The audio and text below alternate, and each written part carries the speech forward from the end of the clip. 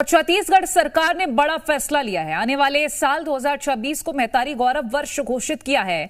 माता बहनों का समर्थन और स्नेह से प्रेरित सरकार ने यह नाम दिया है।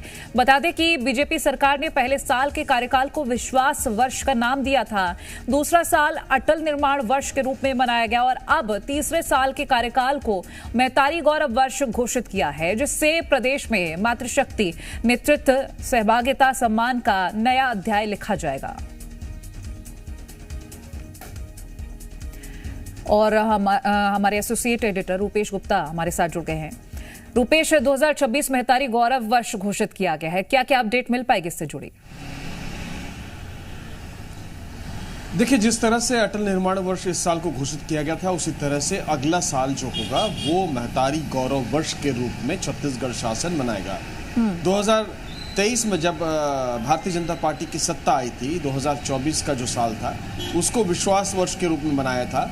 तो हर साल को एक अलग अलग थीम पर फोकस करते हुए नाम दिया जा रहा है और ये तीसरा कार्यकाल होगा प्रदेश सरकार का। 2 कार्यकाल पूरा हो चुका है।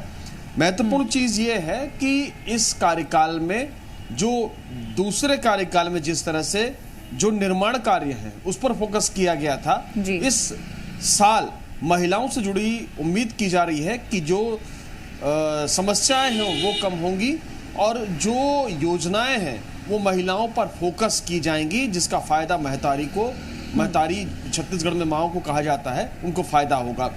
एक महत्वपूर्ण चीज ये है कि सरकार अपने खाते से हर महीने करीब 70 लाख महिलाओं को 1-1 हजार रुपए दे रही है और ये रकम उनको आर्थिक रूप से सशक्त बनाने, घर के फैसले लेने और जो घर में डोमेस्टिक वायलेंस होता है उससे बचने में कारगर हथियार साबित हो रहा है। जगह जगह से ऐसी स्टोरीज आती हैं कि किस तरह से महिलाएं आत्मनिर्भर हो रही हैं, किस तरह से महिलाएं घर के फैसले लेने में अपनी भूमिका अदा कर रही हैं।